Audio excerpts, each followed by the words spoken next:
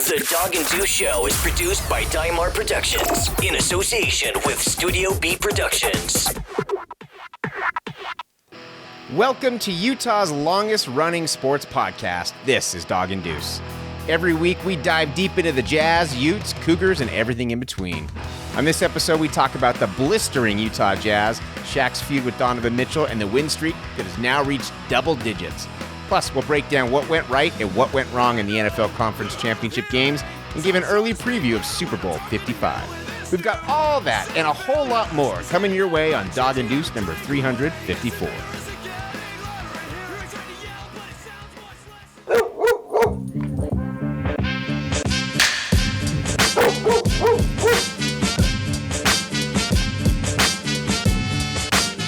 From Studio B in Salt Lake City, this is Dog and Deuce. Join the conversation at doganddeuce.com or send an email to doganddeuce@gmail.com. Thank you for listening to episode 354 of the Dog and Deuce Show. If you want to know more, and I sure hope you do, follow along with the show notes at doganddeuce.com. Watch the show all weekend long on K-Patter TV or Backcountry TV or listen wherever you get your favorite podcasts. We would love to hear from you. Send us an email to doganddeuce@gmail.com. I'm Dog.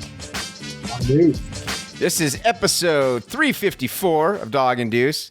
We're auditioning some new music again. What do you think? Love it. You love it? That's it?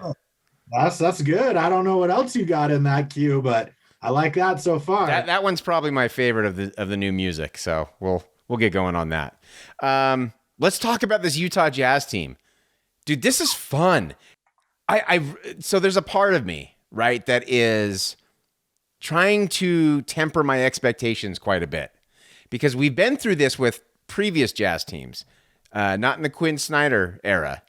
But you go back to like the Darren Williams, Carlos Boozer era. Those were some good teams. Charles Barkley, I remember back then, said that the Jazz, that team was the best team in the Western Conference.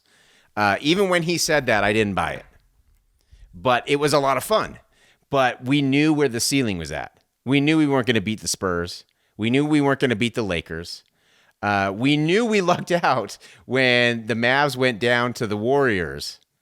I think it was a 1 seed getting beat by an 8 seed, if I'm not, or close to it, somewhere around there. And so we knew we lucked out and we were able to beat the Warriors in 5 and go to the Western Conference Finals. But we knew we weren't going to make it to the finals. We knew the Spurs were waiting for us. This team it feels different. And I don't know how you feel.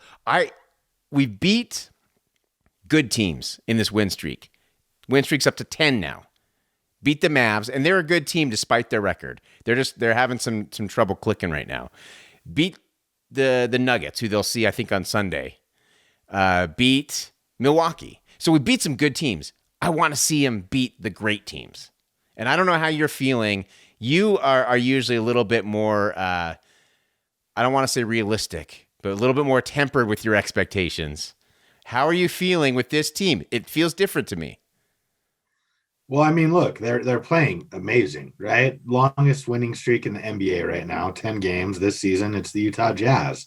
They're looking good on offense, obviously. The threes are going down, and they're willing to shoot them even when they're not going down. Mike Conley, in my estimation, the difference is Mike Conley. And we saw it a little bit in the bubble, but not to this level. It's been almost every game and at least the last 10, where his production, his plus minus, I'm not really stat guy, so to speak, but you don't even need to be stat guy to know he's killing it. All you got to do is watch 10 minutes of the game. And tonight, Rudy stepped up his game with Donovan out of the lineup, as did Clarkson. My favorite thing is when you see a guy who's known for offense play a little defense. And tonight we saw that with Jordan Clarkson, not only on the block, but at other times as well. But that block was epic. And while I want to get I'm on board. This is my team, despite what you and others think. This is who I root for, regardless of who I pick. And I want to get on board and believe they are contenders. But again, the ups and downs of an NBA season, are sometimes difficult to overcome for a fan base and remain just constant. Right now, we're seeing peak Jazz, right? But how does peak Jazz show up versus LA and the Clippers in the playoffs? Look, I said it last week, remains the question. We know who they can be during the regular season, and all this is fun and certainly makes me want to tune in more than if we were 6-4 on this 10-game stretch. But I like you, and I hope most Jazz fans do want to caution. Sure, they beat a few good teams, but the Pelicans didn't really look right the first game. The Mavs didn't look right tonight. Golden State stuck around a little bit. The Knicks last night gave them a good game for the first half, right? So, I mean, 10-0 is 10-0, and it's really hard to argue against that they're looking awesome. You'd be a fool to make that argument. But like you, I just temper my expectations because I feel like, a 6 to 10 game win streak is almost guaranteed every year for the Jazz.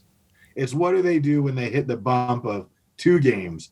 Does it go to 3 and 4, or do they restart the winning, position that we've become so accustomed to?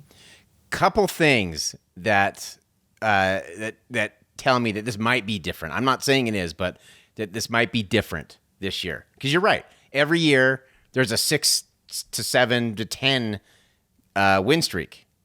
Every single year it feels like it. But here's a couple things. First of all, they did it on the road. And I know it's a different season this year. Road teams are doing exceedingly well this year because we're not seeing the crowds. Also, the travel's restricted quite a bit more. So there are reasons for that. But it's still hard to win on the road. So they've done it on the road. They've beat some good teams. And they've come back. Like New York, a couple years ago, I'm not sure they come back, especially with Donovan Mitchell playing as poorly as he was in that game. I'm not sure they come back. We've seen a lot of Jazz teams. And again, this is not just Jazz. This is the NBA. This is sports in general. We've seen a lot of teams kind of pack it up and phone it in when they're getting beat. And good teams lose to bad teams all the time. Happens all the time. And I know we like to overreact to it, but it does happen. But I like what I'm seeing. I want to rewind to New York a little bit. Did you think, even though New York was up, I think 13 or something like that at halftime, did you ever, to me, I didn't feel like the Jazz were out of that game. It felt like they should be down more than they were, but I never really thought they were going to lose. I don't know if you felt the same way or if you were a little bit more panicked. I didn't feel like they were out of the game, but I was really interested given what was going on with Donovan Mitchell and his struggles and getting knocked in the head a couple times.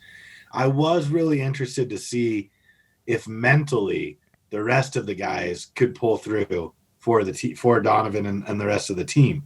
I think we could say without question that if you look at the losses on the docket for the Jazz, the Knicks loss is the biggest one. When you or worst loss, if you will, the team they shouldn't have lost to, most obviously. And I think when you get in that position, when your go-to guy is, down, hurt, struggling, not himself, and you're playing a team who had already dealt you a loss earlier in the year, I thought it showed a great resolve from the rest of the guys to get it done. And so, yeah, I didn't think they were out of it. I wasn't optimistic because Austin Rivers looked like he was the second coming of Jordan, right? But for the first half at least, and then cooled off in the second. But yeah, like you, it really is becoming such a unified team where everyone is contributing, not just scoring, and even when they aren't scoring, in ways that actually help the team obtain a victory on that night. Right. Pretty cool stuff. Thurl Bailey said something really great on the broadcast tonight that I really thought was great. There's been a lot of comparisons to the Golden State Warriors teams and and their championship teams and what they did. And we can get into that. But Thurl said, with those teams, it was like those teams would move the ball and would orchestrate the offense almost like one organism, not individual parts. And the Jazz kind of feel like they're doing that right now too. And I thought that was really good because that's true. That's the whole premise. That's the whole idea behind getting the blender going, right? Is that everyone's supposed to be where they're supposed to be. And if they're not, you got the backup. You know where to go next. And to me, it's flowing. Again, it's early on. They've played some teams that are, weren't at full strength, weren't looking great. I'm interested to see what happens when they play the great teams like the Lakers and Philadelphia. One thing that keeps sticking in the back of my head, though, is we've seen teams, I'm not talking about the Jazz, but we've seen a lot of teams in the NBA in the past go on crazy win streaks. I remember years ago, the Houston Rockets broke the record for the longest win streak. And what did it get them? Nothing. And I mean, we go back to the Tracy McGrady days and Yao Ming. I mean, Tracy McGrady couldn't get past the first round. And they were good teams. And yeah, I mean, even to your point, what was that strike shortened year when the Jazz went 18-1 or something to start, just out of the gates on fire. It maybe 18-1 but it was a lot. It was 15-1 or something like that. It was insane. Winning streaks in the middle of the season, you don't place the bank on them, but they are certainly something that can lead you to believe your chances are high. Right. And I want to, if you can, go back for a second, or are there, not even high, that they're reasonable. I want to go back to something you mentioned about Big T's comment tonight on the game, as well as your interpretation of it. And I like that. It will be interesting to see, right? Clarkson's talking about the ball not sticking. And you even saw this sometimes with Golden State. They just had such great shooters that they could make up for it. Wind is becoming too unselfish, hurt the Jazz. And that's a good point. That's a line. It's a blurry line. It's not easy to see, but sometimes you got to take the shot, right? And while the extra pass may help you most of the time, there's other times where your teammate's not expecting it, et cetera, where the extra pass might not be beneficial in that sense if the guy who's making the pass is wide open. So that's something I'll be looking for. But otherwise, I mean, there really isn't a whole lot to criticize, right? I mean, although it felt like the Mavs were never really in the game tonight to me for some reason, mentally, it just looked as though they were kind of going through the motions. And I suspect the next time we meet them on Friday, that it should be a more formidable opponent and a better game. Yeah, the Mavs, they look like a team that is going through what the Jazz have gone through in recent years, where they're struggling out of the gate and they're struggling to get used to each other. Porzingis, remember, he was not healthy in the bubble. And I mean, he didn't play much at all, if I remember right. So he's still kind of getting used to it. To me, they look disjointed. They're a team that's going to be really, really good, though. I mean, as a Jazz fan, I'm kind of glad we're getting them out of the way and dealing with them right now when they're going through their struggles, because I think later on they're going to be very formidable. So to me, now's the time to get them. But yeah, Luka looks great. No surprise there. Porzingis is showing signs of what we know he can do. They got to get it together, and they've got a good coach who I think will get them together. But I think they're dealing with some growing pains right now. That's what it felt like to me. I don't know. Well, I mean, they lose some shooting because wasn't Seth Curry on their team last year? Yep. I mean, they've lost a few pieces who are pretty important to their run. I mean, let's be honest, this team got Doc Rivers fired. I mean, so they have it in them, at least as they were constructed last year. This year, moving pieces, some coming in, some going out, a little bit of an adjustment period. But honestly, I expected more of them tonight. And I think that really goes to speaking about how well the Jazz are vibing and playing together as a unit. Yeah, I think so, for sure. And the Lakers lost. So the Jazz are in first place right now. Best team in the league as of right now. Enjoy it while it lasts, because I've been around long enough to know that these things don't tend to stick around if you're a Jazz fan, and I think most Jazz fans know, but it's so much fun, man. It's so much fun. I'm really enjoying it. You're right. There's not a whole lot to criticize. I do have a question for you. A friend of the show, Ben Phipps, who is from the Utah Jazz Alliance on Facebook, a Facebook group. I've been kind of chatting with him a little bit, and he had a question for us. He said, do you think So Donovan Mitchell, he's been a fantastic second half player. He has struggled in the first half at times against New York, and in other games this season, and not just this season, but going back. Do you think that he can be a 48-minute player? And if you do, what adjustments do you think he needs to make? And then Ben says that fourth quarter Donovan Mitchell won't be enough to get a championship. It takes 4 quarters, not just a good fourth quarter. So what are your thoughts? First of all, do you think he can be that guy who's going to go wire to wire and play at that high level? So, well, thanks to Ben for the question, first of all. But I think this is something to consider. And we talked about it over the last few episodes of, while we feel there's something missing from Donovan, we also can see the growth. We're not sure what's missing, whether it's just, tiredness, fatigue from a short layoff, or whatever. There just seems like that's that third gear, if you will, that we've seen in the past. He's still kind of stuck in second, is how I feel at times, especially in the first half, as Ben has pointed out. But the difference is in the past, Ben, where I feel his first half struggles definitively affected the Jazz's ability to compete in that half. Now I think he's found a way to make it, if he's not scoring the ball, and I'm assuming we're talking about scoring here, if he's not scoring the ball, he's making everyone else's life a little bit easier, whether it's Mike Conley scoring or Gobert on the hoop, off a pick and roll, et cetera, et cetera. I think he's willing to, and has shown the willingness to contribute, whereas, the first 24 minutes you might not be seeing him try to score as much as you maybe have in previous years. See, but I think, to me, he's still shooting it just as much in the first half. He's just not sinking them as much.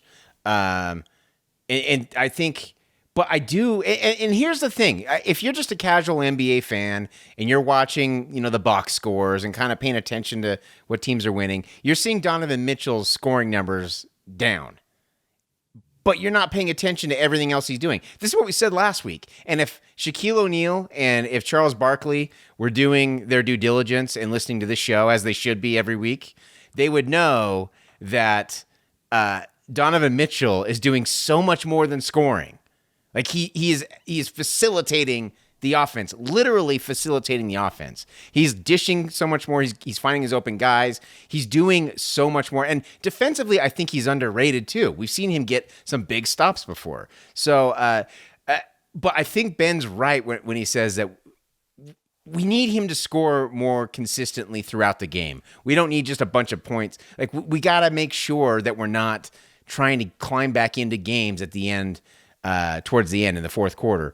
And I think if Donovan Mitchell's not scoring consistently, I think we're going to face that more often as we go and we play Lakers and some of these other great teams.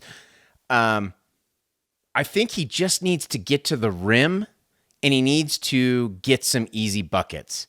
It seems like, and I could be wrong, some analytics nerds out there might be listening to what I'm saying and kind of scoff, but to me, it feels like he's trying to shoot a lot of threes right at the beginning rather than trying to get to the basket, get some easy buckets, get the ball in the hoop, and kind of go from there.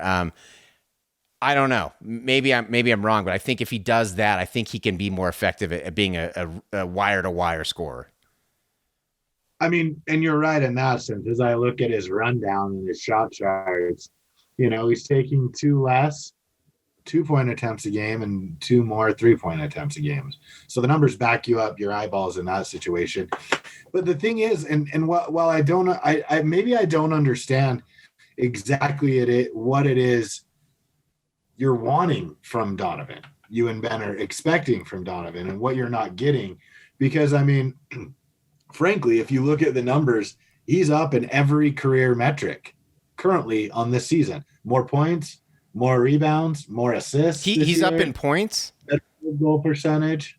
Yeah, his career he averages 22.7, and this year he's at 23.4. 4.4 rebounds and 4.9 assists, making 43% of his, which is down, which would be expected because he's taking two shot baskets a game, but up 4 points over his career average and 3-point percentage. So, I mean, yeah, and maybe maybe this is part of it. Tell me if you think it is. I don't know. I don't have this feeling as much as you two do. So it's something interesting and worth exploring.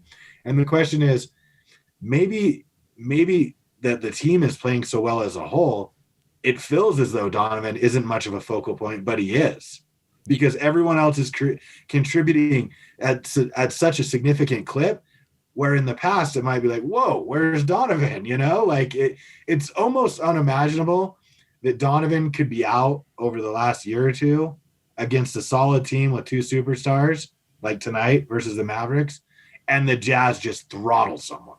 Right. Right. Good team. You know what I mean? I mean, they throttled the Mavs tonight. And sure, the Mavs, you know, they played a lot of games. You know, we have a game with them on Friday.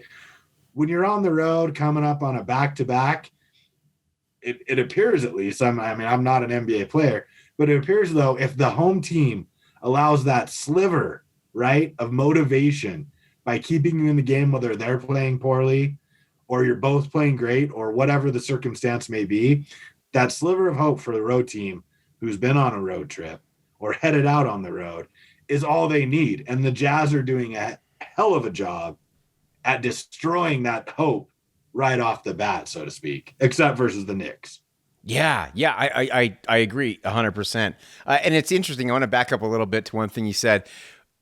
The team is playing so well that you almost don't realize what's going on with Donovan or any individual player. That's how I've been feeling with Bojan Bogdanovic. Like, he is, last year he was scoring, I'm going to have to pull up his stats, but last year he was, I think, averaging like 20 points a game. And this year it just kind of feels like he's not scoring as much, not involved as much. And the thing is, the Jazz don't really need him. I mean, he's only averaging 13 and a half points a game this year. And the Jazz are on a 10-game win streak. I mean, if last year, if he would have dipped down to 13 and a half points a game, the Jazz aren't on a 10-game win streak, beating Milwaukee and beating Denver and beating Golden State and Dallas. Like, there's no way. That's why we're on a different level. Now, we're going to see a dip. I want to warn Jazz fans. We're going to see a dip. That's just what happens. It's not that the Jazz suck. It's not that the Jazz don't have what it takes. It's just the nature of NBA basketball. It comes in waves. It always does. Every single team. You're going to see, no matter, I don't care what team it is, they've had struggles at some point during a season. And usually multiple struggles. So just be ready for that. But man, right now it's fun. Like, watching that game, you're right. Like, the final score tonight doesn't show how badly they throttled the Mavericks. And so there were points tonight where it felt like watching a video game. Like, I got that satisfying feeling. Like, I'm really bad at video games. At all video games, but I really like playing the 2K games. And so I put it down to rookie mode, you know, like, I suck. I'm fine. I just want to kick back a little bit and play. But it felt like that, like draining threes when Jordan Clarkson's faking out Porzingis. Joe Ingles is like looking like Magic Johnson out there. Like, it felt like it was a video game. So enjoy this, because this is, I don't know how long it's going to last. It's going to dip at some point, but this is fun. This is a lot of fun. Well, I think you hit on an important point. I mean, recognize if what Ben's saying is true in his question, and what you said, which I think is undoubtedly true, that Bojan is struggling. I mean, his shot is hitting the front. I mean, he is a quarter of an inch from being on fire, but he's getting no shooter's touch. And let's not forget, you get all your touch out of your wrist, and that's what he's coming back from, right? Short training camp, crazy off season, and crazy start to the season. But if what Ben's saying, and I agree with you on, and wrist surgery too, right? Then the Jazz are in a really good position. If they're on a 10-game winning streak with two of their best players not playing all that great or to the level that you see them, then things are looking up and things are gonna be good. Again, look, I am concerned when you see tonight's matchup. This is a matchup the Jazz can easily defensively deal with. Okay. Like Porzingis, sure, he's the unicorn. What he was, I don't think he is what he was in New York, at least for his first couple of years, but he can pull the center out and you have to defend Luka. Besides that, with the exception of Tim Hardaway, no one else really on that team's scaring you all that much, right? Like, you're not really scared. Like, if you only have to defend those two. And I just sort of wonder when you get a few bigger wingmen, how that plays out. Because let's be honest, I mean, I love Bogdanovich, but defensively, he's not all that, right? I mean, he is not meant to be a great defender. Joe Ingles, I love his game with his mouth, and I love his passing, and I love his corner threes. But defensively, when he's going up against a younger, more athletic person, he's a liability, right? So that's really, I mean, and Royce O'Neal, like, he's balling, like, and he's playing defense, and I love that he got the alley-oop tonight. That was sick. Great, great show that he can get up off the ground. But with the exception of that, I mean, and I love Mike Conley. He's a great point guard and a really good defender. But given how the NBA is currently construed, he's not that big of a point guard. I mean, you saw Luka today. He just, he's substantially shorter than most of the good point guards in the league. So that's still something that I don't feel we've worked out, and we really haven't gotten to a matchup. And it's sort of nice how we're playing back to back the same team for the most part.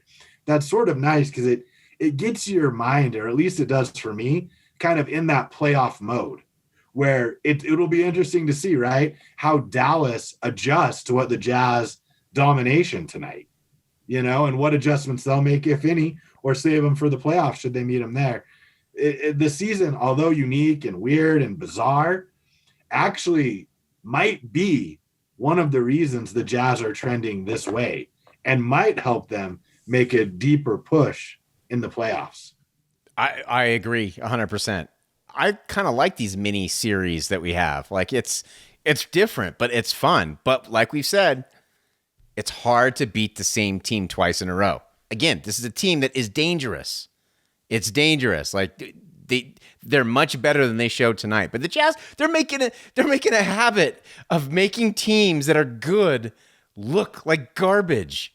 That's the thing that's so fun. That's what makes this win streak so much more fun than some of the other ones we've seen over the years. Let's look ahead to the next week, and then we'll talk about Shaq running his mouth. All I can say is I hope it looks like this come the end of March and April. I know. I think the season's going to end in July, I think, this year. So whatever it is, April, May, whatever it looks like, I hope we look like this come that time. I do too. It's so many times in the past we've had win streaks, and I mean going way back, even the John and Carl days, and it still didn't feel right. Like they're like, oh, we're playing a lot of games at home against a lot of crappy teams, and that plays into it, and it just, those things aren't here. Like it so far in this win streak up to this point. So it's making me feel good. Let's see how far they can extend it. So they got Dallas on Friday. Then they're going to go play a matinee against Denver on the road on Sunday. Come back home against Detroit and then head back out on the road. Let's go Dallas at home, Denver on the road, and then at home against Detroit. What do you got them going in that 3-game stretch? Look, unfortunately, I have them going 2-1 with a loss to the Nuggets on a Sunday. I wouldn't even be shocked if it's 1-2, to be honest with you. At some point, when you keep going up like this, there's going to be a letdown. And the key is how significant will the letdown be, or the losing streak? But I got them 2-1, but I wouldn't be surprised to see 1-2. The one loss coming with the Nuggets on Sunday. What say you? Same. The Nuggets are streaking right now. I mean, I could be wrong, but I think they've really turned it on since losing to the Jazz. And remember, that was a close game. That was a tough one. And that was in Denver. So it's tough to beat a team twice on their home floor. The Nuggets, they're playing really well. They've won 8 of the last 10, 5 in a row. They're looking good. They're streaking. It's going to be a tough game. In the Dallas game, the only reason why I think it could be 1-2, again, I don't want to be down. Like, I'm really having fun. I don't think the Jazz are bad. But just like we talked about, it's really tough to beat a team twice. It just is. And Dallas, They have talent. They've got a great coach. And I was actually thinking about this. It feels like we're kind of at an era in the NBA where there aren't a whole lot of great coaches. I'm trying to think. Like, I think Rick Carlisle is. Doc Rivers, I think, is. He's got some shortcomings. Quinn Snyder is. Other than that, I'm what's that? Popovich, yeah. I'll throw Kerr in there. I think Kerr's overrated. He's good. But as far as great coaches, I just feel like we're kind of in a lull right now. I'm trying to think here. I mean, Van Gundy's back in the league. I really like Stan Van Gundy. I think he is great. We'll see what he can do with New Orleans. Brad Stevens is pretty good. Again, he's good. Spoelstra, and we've kind of retracted, or at least I have. I'll take the blame here. I retracted my original comments on Spoelstra when he was coaching LeBron. I didn't think he was that good. You're saying Steve Nash isn't a great coach, man? I really have some issues with you. Yeah. It's just like Steve Kerr again, man. He just walks into a great team and just like jury is way out on Steve Nash. We're not even going there yet. Let's talk a little bit about, so last week the Jazz were wrapping up their game, and while we were recording, Shaq decided he wanted to pick a fight with Donovan Mitchell in one of the strangest interviews. I wouldn't even call it an interview. In one of the strangest post-game interactions I've ever seen. It feels like Shaq has decided, for whatever reason, to take aim at the Jazz and to discredit anything they do. It started with Rudy. He just kind of picked a fight with Rudy out of nowhere. That seemed a little bit more old man bitterness. But with the thing with Donovan, it was straight up blatant. I'm going to tear you down. And I showed it, the interview with Shaq to Jess, and she was like, "Oh, you could see his heart break. You could see him just get crushed." And I don't know what Shaq was thinking. I don't know why he would do that. I know a lot of people are saying he did it to motivate him, but I don't know why Shaq would want to motivate Donovan Mitchell. It just felt like he was just trying to crush him, and I don't get it. It didn't make any sense to me. I mean, yeah, you're right on all points. I would, and I'm not here to defend Shaq by any stretch of the imagination, but I will say this. I mean, you got to be honest. Shaq has played with, arguably like top 25 greatest players ever. I mean, let's not forget, he played with D Wade. He played with Steve Nash. He played with Kobe, who, just a few days ago was the 1 year anniversary of his passing. He played in Boston, so he's playing with Ray and KG and Paul Pierce. So, I mean, he knows what greatness is. And I don't necessarily think his assessment was off. I don't think Donovan is at that level yet. But guess what? That's okay. He's only been in the league like 3 or 4 years. The kid's 24. Like, sure, do I think he is a top 10 player in the NBA right now? No, but he's on the verge. And for a 24-year-old, pick number 11, traded, who wasn't getting all the pub coming out of Louisville, that's pretty damn special. Now, my heart wants me to think that their relationship is more personal than we're aware of externally, and that Donovan wouldn't be shocked by that because Shaq says that to him all the time, right? That's kind of my heart hoping. But, show a little sense of the moment and understanding that the dude just balled out. They're celebrating a victory. Maybe now is not the time to say, I don't see you being the best player in the NBA. The thing that about me that rubbed me the wrong way was not necessarily, because I agree, Donovan's not there yet, but he has improved his game in drastic ways every year he's been in the league. But it was, to me, it sounded like Shaq was saying, you'll never get there. You don't have what it takes to get there. And that's the way I took it. And maybe it's just me being a little too biased, but to me, it sounded like he was just saying straight up, you're not going to make it. You're never going to get to that level to win a championship, which is wrong. I want to talk a little bit also about Charles Barkley's comments. And Charles Barkley, they had some criticisms about Donovan Mitchell. Here's and Charles Barkley, to sum it up, basically said he scores a lot of points, but he doesn't do anything more to affect the game, which is so stupid. Here's what I think happened. I think Charles Barkley, love him or hate him, I love him. I love the guy. I love Chuck. I even liked Shaq a lot since he's been on the TNT crew. But Chuck doesn't necessarily do his homework. I mean, he saw the Jazz in the bubble. He saw the Jazz in the playoffs. He saw Donovan go off and score 50-plus points in multiple games, and saw us, I say us, the Jazz blow a 3-1 lead. That's what he knows about the Jazz. He doesn't watch Jazz basketball. He doesn't see what Donovan has done to elevate his game this season. He's just uninformed, and that's what it comes down to. I've seen a lot of people say, Chuck always has he's always got an axe to grind with the Jazz. And I totally disagree, because back in the day, he was saying the Jazz were the best team in the Western Conference when the Western Conference had the Lakers and the Spurs. So no, I don't think so. I just think Charles Barkley, he's a great personality, but he just doesn't do his homework. He just doesn't prepare like he should for being on that stage.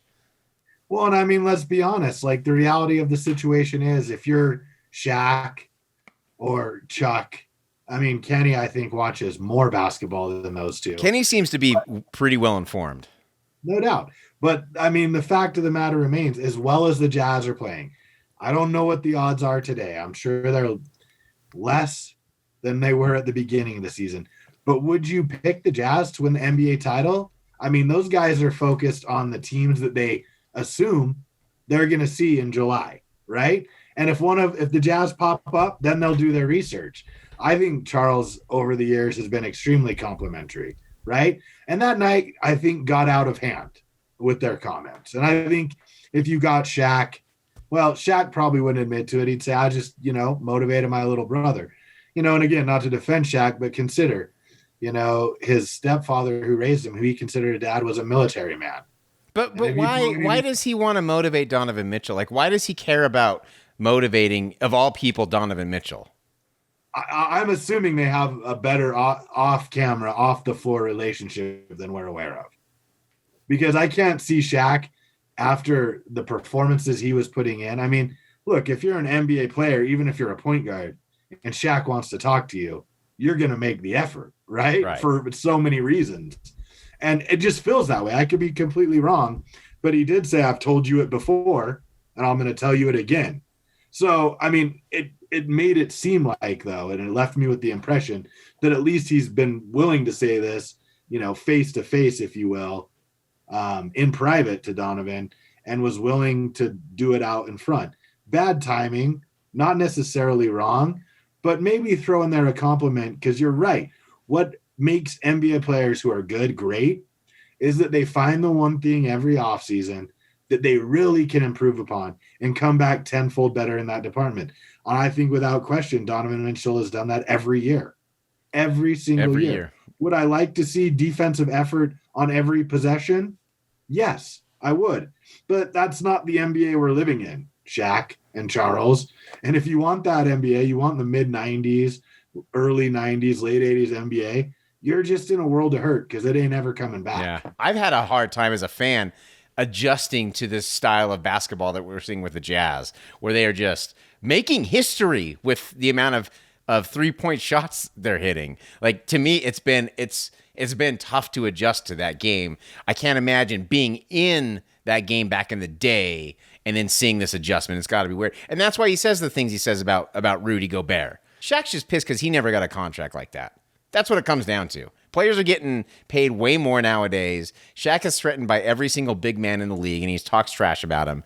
And he sees Rudy Gobert getting that massive contract, and he's not putting up a lot of points, and he doesn't see the value. But the game has passed Shaq by so fast, it's crazy. The fact that Kenny and Charles are more in touch with today's game says a lot, because Shaq was playing long after them.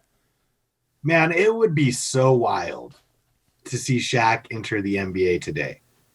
Because if you have him, you can't not give him. I mean, it doesn't matter. Like, I love Rudy, but he's going to struggle versus Shaq. You know what I mean? Everyone is. And no one in the NBA would be able to defend him. There's no way. But like, I would just be so interested. I mean, we're sort of getting this with Golden State to a lesser degree, where uber focused on the three, but they draft a 7-footer who rolls and can get lobs. It seems like what the Warriors are doing now more closely resembles the team that Jazz have than in the past. All Jazz fans were hoping that we more resembled the Warriors. Very interesting dynamic, but I do wonder how many touches a game Shaq would get if he entered the league in 2021. If he was James Wiseman, would he be the Shaq we know? I mean, you can't not give it to him. You can't not. You can, right? But at the same time, I mean, the analytics would say don't. Right, exactly. So it would be so intriguing to see if, I mean, he'd still be good, but would he be Shaq Diesel, the dude with 5-6 rings, whatever he has? Right. It would be, it's very interesting. Or would he be Andre Drummond, you know? Like what? Right. Who knows what he'd be? Andre Drummond likes to run and rebound and play defense, so he definitely wouldn't be that dude. Exactly. You know, that's a good point. Yeah, it's fun. This Jazz team is fun. I'm really enjoying it. Doesn't it feel? And then we'll move on because we got to talk NFL, and we've almost blown through the whole show. But doesn't it feel like this is the team that Quinn Snyder's been trying to build for years? It kind of feels like this is the culmination of that. Yeah, I think you're right. I mean, I think if you ask Quinn, he would be cautiously optimistic that they can make a really deep run. But I think you're right. He's seeing it all come together as he envisioned. But yeah, exciting. I mean, it's rare that we talk Jazz and I don't have any real criticism. They did it. They finally stopped James's criticism. It kind of makes me feel awkward. Like I'm searching right now to find something to be super frustrated by, and I can't. They've taken away your role in the show, man. I know, Xing me out. I mean, and even the fan base, I feel, is cautiously optimistic as opposed to absurdly expected. Right, which good, honestly, good for our fellow Jazz fans, because usually it's just the opposite, where it's just like caution to the wind. Well. Exactly. So our fellow Jazz fans, I think maybe they've gotten their hearts broken one too many times, and they know what it feels like us old guys. Let's move on to the NFL because we only got 15 minutes left, and we got to talk NFL. I want to start with the Packers. They got I should say the Buccaneers because they won. But the Packers have a lot of questions to answer. They've got a lot of looking in the mirror because the way they lost that game is inexcusable. It's for a multitude of reasons. But this goes back to the draft. This does not even start in the playoffs or in the season. This goes back to the draft. I know Aggie fans, you're going to hate me for saying this, but Jordan Love, I mean, maybe he'll work out in the long run. But if your goal was to win a Super Bowl, you need to get Aaron Rodgers more weapons. What would he be able to do? As good of a season as he had, as amazing as he played this year, MVP of the league most likely, what could he have done if he had more weapons around him? I mean, it's a great question. First of all, anytime you intercept Tom Brady 3 times in a game and you don't win, you've done something wrong, right? How do you lose that game?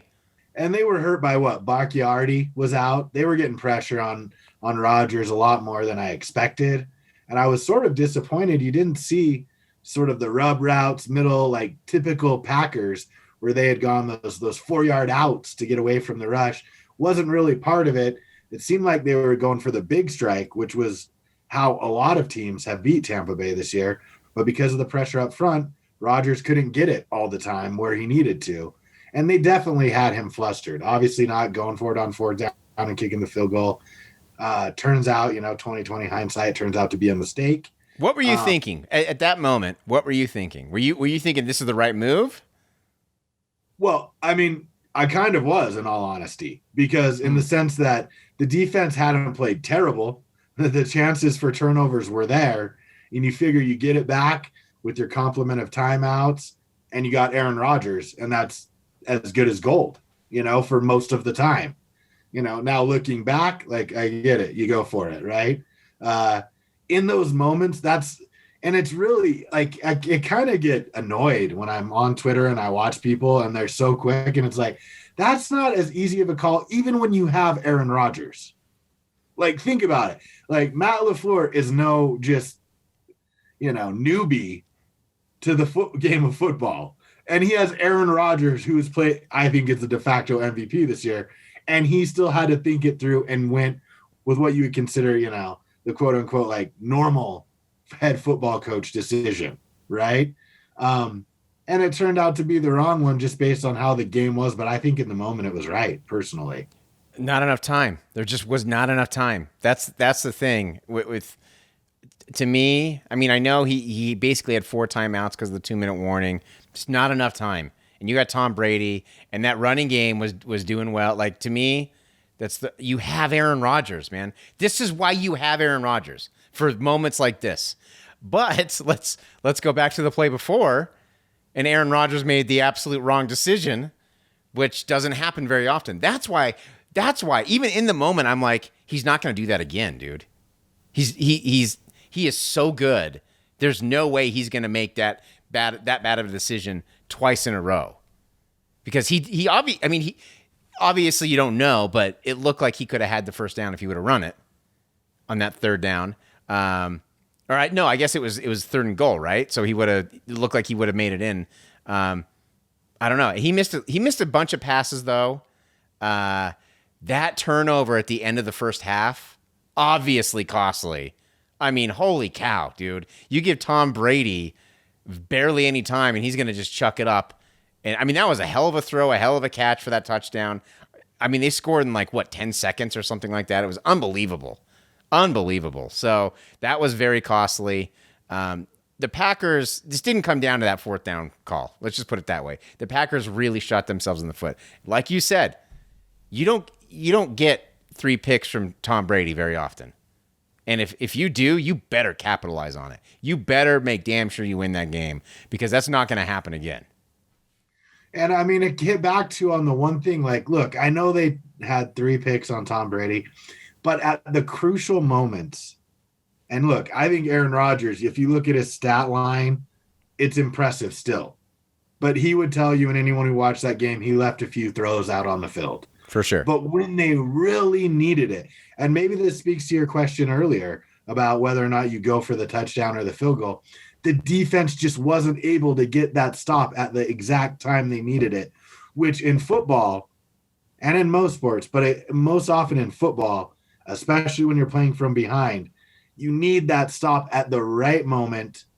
And when by a stop, I mean 3 and out, right? I got 3 and out now. Get me the ball. I'm going back and scoring because I'm frustrated that we kicked the field goal. That's what they were playing for. But you're right. Maybe if you're a LaFleur and you look back on it and you say, the run game was at least formidable, right? Not epic. It wasn't great by any stretch of the imagination, but at least it left something in your mind. You might not be able to stop them, and that's clock dwindling plays. Right. I mean, look, I picked the Packers last week, if memory serves me correct. Yep. And I think I kind of hedged there by saying I wouldn't be surprised if the Buccaneers win this game. But, man, I was very disappointed to see that Tom Brady will be playing in another Super Bowl. Yeah, it sucks so bad, man. It sucks so bad. I don't think anyone is more disappointed than Bill Belichick right now, though. It's got to hurt. It's got to hurt so bad. And that kind of warms my heart just a little bit. Kind of makes me feel a little bit better about it. Like, if he's going to get to another Super Bowl, at least he's sticking it to Patriots fans and to Belichick. That's kind of fun. I enjoyed that. So we'll that set up basically a walkthrough for the Kansas City Chiefs, and they did what the Chiefs usually do. They spotted the Bills 10 points or 9 points, excuse me. They just spotted it to them. Go ahead, here you go. And even when they were up, or excuse me, even when the Chiefs were down 9-0, there was no doubt in my mind they were winning that game. I thought the Bills had a chance. I wasn't quite as positive as you sound like you were. I will say this, dude, and I've sort of always been a de facto defender of the Kansas City Chiefs. Probably goes back to the days of when they got Montana after his 49er days.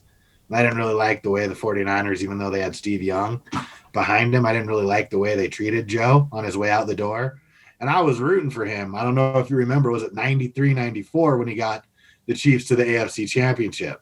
And I might even be wrong on the year, but I was rooting for him. So I've always had, and then you got Christian McCoy and Derek Thomas. And, so I've always kind of, and I think the first autograph that I ever got was from Len Dawson. So Nice. I have, even though I'm not a Chiefs fan, I have this built-in connection to this franchise. But I will say, they need to chill out. Like, before we even get to the analysis of the game, like that dude who hit Josh Allen after the play and got angry because he threw the ball at his helmet. Dude, the whistle was being blown for like 18 seconds. And then to act like you're surprised that the offensive lineman came and pummeled you, I wish they would have pummeled him more, because that's what I want to see. Like, come on, dude, you hit him clearly after the whistle and you were acting like you got wronged. Like, it was so absurd that, and then to get chippy after you did something wrong. It's what? Why are you angry? You did it wrong. Like, they just responded. So that is starting to dwindle my sort of chief love, if you will. I always love Derek Thomas. It looked like Austin Rivers after he elbowed Donovan Mitchell right in the face, and he's complaining for the next 5 minutes of the game. So right. It's. I mean, you win one Super Bowl, and then you think that you can just walk all over everybody, and there's no consequences. So I hear what you're saying. I'm still going to be rooting for the Chiefs, though, man, because I just don't want to see Tom Brady get another ring. It's just going to break my heart. But, I mean, it's basically going to be a home game for Tampa Bay. And here's the thing. In the NFC Championship game, I did something stupid. I went against Tom Brady. I picked against Tom Brady. Never a smart move. Even though Tampa Bay, they've been winning in the playoffs, but they haven't necessarily been winning because of Brady. They've had stellar running games at times. They've had stellar defensive games at times, and Brady's also playing well. He has not been the standout star though. There's always been some other aspect of the game that's put them over the hump. So to me, that gives me a little doubt. And I'm going to need a whole week, obviously, to really collect my thoughts on this and dive into this. But my gut is telling me early on that I can't pick against Tom Brady in the Super Bowl. I mean, Eli Manning is not going to be quarterbacking the Kansas City Chiefs. So since Eli's not going to be there, it's going to be hard to pick against Brady. No, but Patrick Mahomes is, and he was one D4 jumping off sides away from having another ring. True. The Bills showed a lot. They really did. Like and 38-24, it doesn't really the game feels closer than that. See, right? To me, it didn't at all.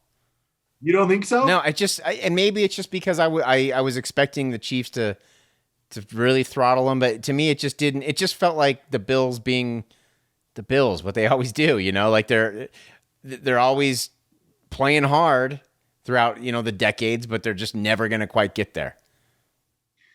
Yeah, I mean, to me, it felt like, here's the thing about when you play the Chiefs, and everyone knows this by now. I'm not like revealing some genius thought. The fact of the matter is you're going to have to be willing to fight back from a barrage. I don't know if it'll be on special teams. I don't know if it'll be a defensive touchdown. And it's most likely going to be the offense putting up 14 points in an 8-minute stretch of a quarter. And the teams who beat the Chiefs can weather that storm, rebound, get some points, get a turnover, or get a defensive stop and sort of end it, right? The Bills weren't able to do that in the second and third quarter collectively, and that's where the game slipped away from them. But I don't feel like they were outmanned, and that's saying something. Like, Stephon Diggs did not have a great game. No, not at all. Made me happy. Right? Like, he was nowhere to be found till the last 7 minutes of the fourth quarter. Josh Allen, an average game, probably threw the ball too much. Didn't hurt that Zach Moss wasn't in the lineup. In my opinion, where Buffalo really went away from it was the running game became non-existent. I mean, they had a total of, from running backs, 11 runs. Yeah. Josh Allen had Not gonna 7. cut it. 18 total. I mean, even the Chiefs had what? 19, 26 runs. The Bills had 11. I mean, and you got Patrick Mahomes. So Right. I think probably if I had to guess where they went wrong was not running the ball more and taking some of the pressure off of Josh Allen. And I felt the game was a little closer than the score would indicate. But man, they just weren't able to weather the second, third quarter storm, and that's where they got away from the Bills. Yeah, but it sets up a good Super Bowl. It's the old guard versus the new guard. To me, I mean, go ahead. A passing of the torch situation, right? I mean, I don't know if Tom Brady will ride off into the sunset. Probably not if he loses. Probably not if he wins. He's only 43. He wants to play until he's 45. But it does present this interesting opportunity where, Pat Mahomes and him are tied 2-2.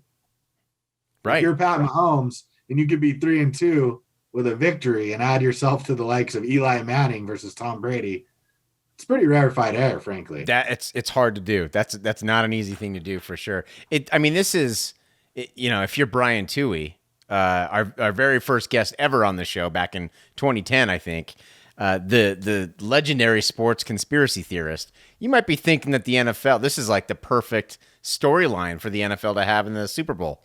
Just saying. I'm not saying it's rigged. Just saying. I would be more happy if Packers Chiefs. Hinkstram versus Lombardi. Kind of just like, it just makes me feel, and I think they've even met somewhere along the way. I don't know. But I just I'm old school, man. Buccaneers are too new of a team for me, and I don't live in Tampa. I know, dude. It's so true. You don't care any team that was formed after 1970. James is not interested. Jacksonville Jaguars. Although you've kind of in recent years you've kind of adopted them as your go-to team, much to the detriment of my picking NFL games. I think you gave up on that last year. Smart man. Not early enough. But it does set up a tie for us, a tiebreaker for us. Super Bowl is going to be a tiebreaker for our playoff contest that we have every single year. So that'll be fun. We'll see. I think I know the way you're trending. You do. I think I know the way you're trending. Oh man, could be for a fun Sunday in a couple weeks. Well, that is going to do it for episode 354 of Dog and Deuce. We are here every single week doing the same thing, breaking down the Utes, Jazz, Cougars, Aggies, and anything in between. We would love it if you join us next week as well. And also let us know what you think of the show. Lots of ways to get in touch with us. Head over to doganddeuce.com for all those.